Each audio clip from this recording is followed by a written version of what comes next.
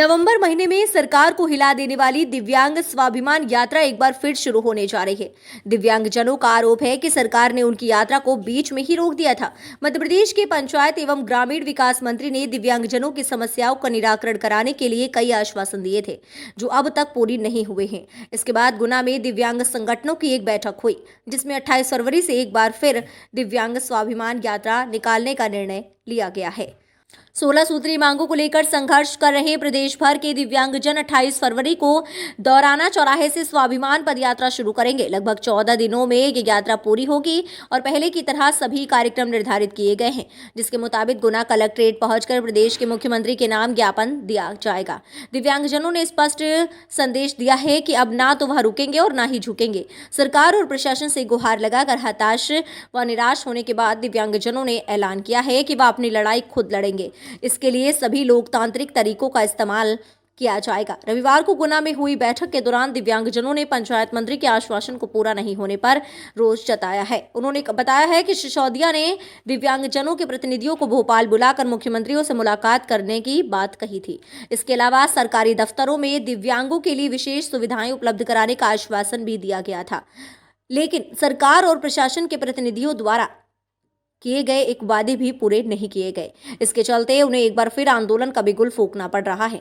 बता दें कि गुना जिले में निकाली जा रही दिव्यांग स्वाभिमान पदयात्रा का उद्देश्य प्रदेश भर के 17 लाख दिव्यांगजनों को उनके अधिकार दिलाना है। इसके लिए 7 नवंबर 2022 को यह अनोखा आंदोलन शुरू किया गया था, जिसे कुछ समय के लिए स्थगित करना पड़ा, लेकिन 28 फरवरी से दिव्यांगजनों की दोबारा पदयात्रा शुरू होने के साथ ही सरकार और प्रशासन की चिंता भी बढ़ सकती है।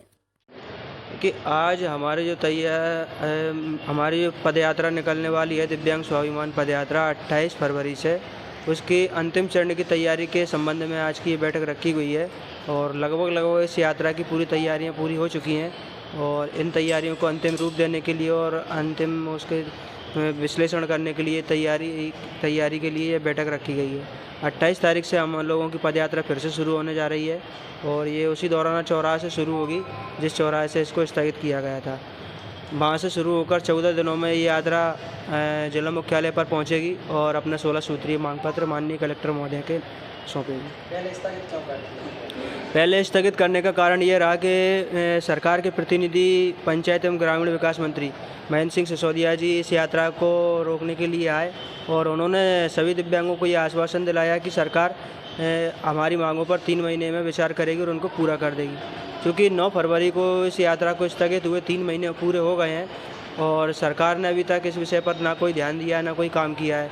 पंचायत मंत्री जी ने एक आश्वासन और भी दिया था कि दिव्यांगों का एक प्रतिनिधि मंडल माननीय मुख्यमंत्री महोदय से मिलेगा और अपनी बात को स्वयं मुख्यमंत्री महोदय के पास रखेगा, क्योंकि पंचायत मंत्री के द्वारा इस विषय पर भी कोई अभी तक कोई काम नहीं किया गया और ना ही दिव्यांगों का प्रतिनिधि मंडल उन्होंने मुख्यमंत्री जी के पास भिजवाया अभी तक। प्रशासन पहुंचेगा आपकी यात्रा में? देखिए, अब उनके पास कोई विकल्प नहीं बचा है, कोई रास्ता नहीं बचा है, क्योंकि हम लोगों ने इन 3 महीनों में ऐसा कोई रास्ता नहीं बचा या ऐसा कोई माध्यम नहीं बचा जिसके माध्यम से यह प्रयास नहीं किया गया हो कि सरकार हमारी इन बातों को माने और इन पर विचार करे। निश्चित रूप से हमारे सामने बहुत बड़ी चुनौती है और अब आप देख रहे हैं कि गर्मियों का मौसम आ रहा है और गर्मियों के मौसम में रोड गर्म रहती है और दिव्यांगजन वैसे ही पिछली बार सर्दियों में यात्रा की थी और दिव्यांगों की चल के हालत ख़राब हो गई थी। पिछली बार हमारी जो यात्रा हुई थी वो केवल 8 किलोमीटर की हुई थी और 8 किलोमीटर में हमारे आधे से ज़्यादा दिव्यांगजन घायल हो गए थे। लेकिन दिव्यांग घायल भले ही हो गए हों, लेकिन उनका हौसला बिल्कुल वैसा ही बरकरार था और वो 30 किलोमीटर की यात्रा करने के लिए फिर भी तैयार थे। क्या मांग है मुख्य मांगे हमारी है कि अभी सरकार की तरफ से दिव्यांगों को जो आरक्षण दिया जाता है वो दिया जाता है हॉरिजॉन्टल। तो हम ये चाहते हैं कि बाकी जो कैटेगरी हैं SC ST और जनरल OBC को जैसा आरक्षण दिया जाता है वैसा ही आरक्षण हमें दिया जाए। अन्य राज्यों में हमारी पेंशन काफ़ी ज़्यादा है, मध्य प्रदेश में 600 रुपये पेंशन देते हैं। हम चाहते हैं कि कम से कम 5,000 रुपये दिव्यांगों को पेंशन दी जाए। और अभी सरकार की तरफ से एक प्रक्रिया और भी लागू की गई है रोज़गार के संबंध में, आउटसोर्स भर्ती की। तो जब आउटसोर्स भर्ती के माध्यम से दिव्यांगों को रोज़गार दिया जा रहा है तो क्यों ना हमें भी उसमें 20% का आरक्षण दिया जाए। हम चाहते हैं कि दिव्यांगों की जो दिव्यांग जो दंपत्ति होती है उसके 2 बच्चों तक की पूरी पढ़ाई लिखाई का खर्चा सरकार उठाए, क्योंकि दिव्यांग व्यक्ति काम करने में वैसे ही असहाय होता है और जो कुछ भी काम कर पा रहे हैं वो छोटा मोटा काम करके अपना जीवन यापन कर पा रहे हैं। यात्रा के दौरान परेशानी आई तो इसका जवाब